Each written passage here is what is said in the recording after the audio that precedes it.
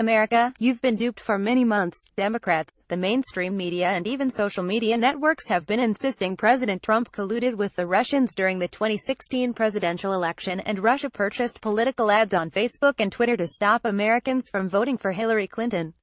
But the whole truth is, Russia bought many ads after Election Day and plastered them all over Facebook and Twitter in a coordinated effort to undermine President Trump. That's according to top lawyers from Facebook and Twitter who testified before a Senate Judiciary panel Tuesday. Facebook General Counsel Colin Stretch told the panel that a Russian troll farm called Internet Research Agency created content after November 8 in a campaign focused on fomenting discord about the validity of Trump's election, Politico reported. Get the hottest, most important news stories on the internet, delivered free to your inbox as soon as they break. Take just 30 seconds and sign up for WND's email news alerts. Prior to the election, Russia often attacked Hillary Clinton, according to a January report by the Office of the Director of National Intelligence. During the election, they were trying to create discord between Americans, most of it directed at Clinton. After the election, you saw Russian-tied groups and organizations trying to undermine President Trump's legitimacy. Is that what you saw on Facebook? Asked Sen. Lindsey Graham, RSC, at Tuesday's hearing. Stretch and Twitter General Counsel Sean Edgett said Graham's statement was accurate. Rush Limbaugh. During his Wednesday broadcast, talk radio host Rush Limbaugh called news of Russia's aggressive post-election day campaign against Trump a bombshell flying underneath the radar. Now, folks, that is 180 degrees out of phase with what the conventional thinking is, Limbaugh said of the anti-Trump revelations. The conventional thinking is that the Russians wanted Trump to be elected, they were scared to death or whatever of Hillary, and they wanted Trump because Trump's an idiot, Trump's a boob, Trump's blackmailable, whatever the reasons that we've been given.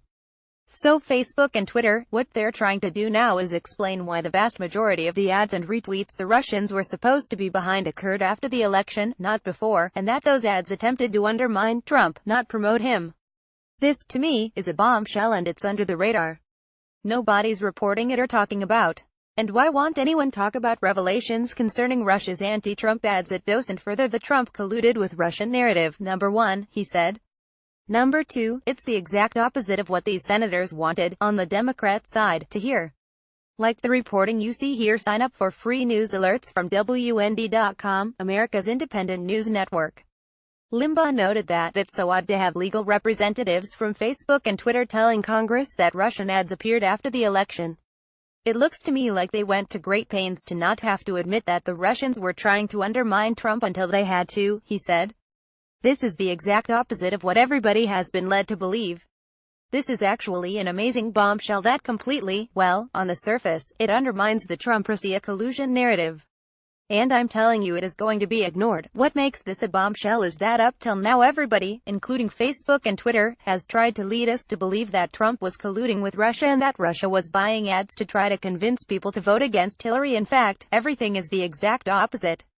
Donald Trump and Hillary Clinton. In an interview with Politico, James Lewis, an international cyber policy expert at the Center for Strategic and International Studies, claimed Russia's actions are somewhat typical Kremlin information warfare tactics. Their goal is to create confusion and dissent.